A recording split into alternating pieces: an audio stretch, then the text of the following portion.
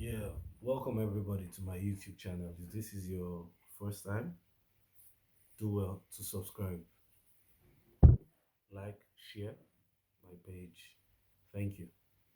In my last video, I talked about how you can apply for a spousal visa, which is the RR1, IR1, and or the CR1. Those are the two categories. Okay, I'm going to be very precise and I'm going to be, straight to the point. All right. In the first episode, I talked about how you are supposed to, write a petition. Okay, you have to write a petition, and usually who does that is your spouse over there. That's your American spouse. All right, so you're supposed to file a petition rather. So you file a petition is called the I-130 petition for alien approval. You file it to the USCIS government.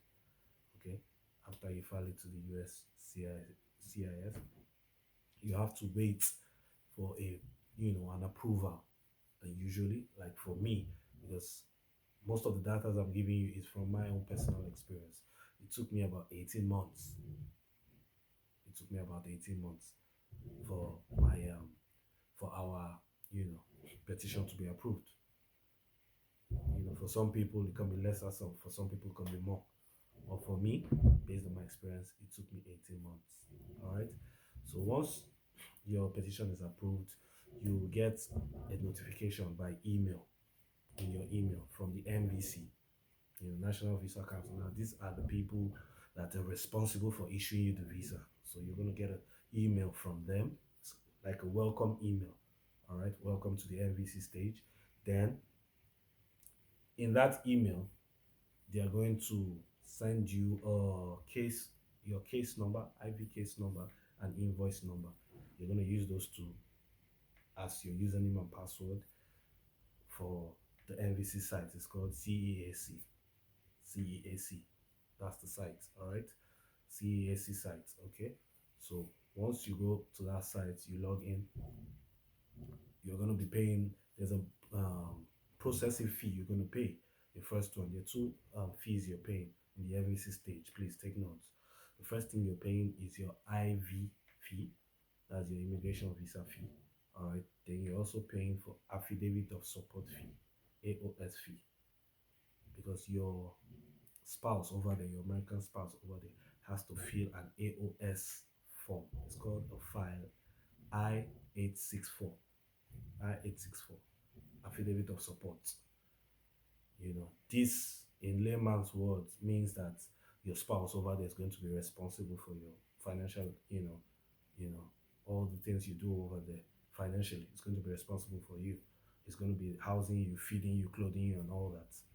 You understand? And there's a criteria for that. The American government needs to make sure that the person over there, in my next video, I'm going to talk about that. There's an average household income you're supposed to meet. There's an average household income you're supposed to meet. If you don't meet that quota, that means they know that you're not capable of taking care of anybody else. So they're not going to approve it. Okay? So that is the second stage. I want to be breaking it down bit by bit so that you can follow me up. All my informations are based from my personal experience, okay?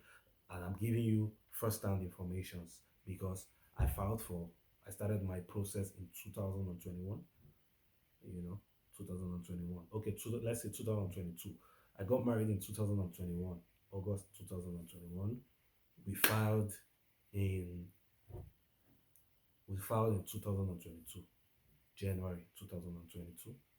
Okay, so in my next YouTube video, I'll be telling you the next stage after, because that's very important. After you the NVC approves, you make the NVC payments, the processing fee.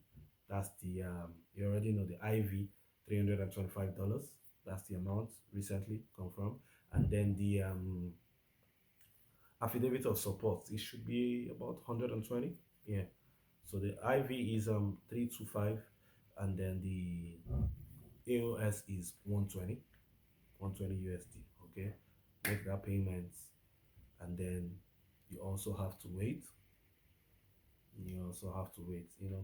Every process has a time frame. That's what you should know. Every process has a time frame, because by the time you send in those informations, they need to receive that payment, confirm that that payment is from a right source before they go on to the next stage. So the time period where you wait varies. Time period where you wait varies. You can be waiting from like 15 weeks to up to you know up to 9 to 10 months. Okay, so it depends. You can wait up to 12 months. You can wait up to a year. It depends. They have different time frames for different states and all that. Okay, so in my next video, I'm going to be giving you guys more of the next stage after the NVC. You're getting closer to the next stage. Just definitely replay these videos and just follow the guide. All right, see you guys at my next video.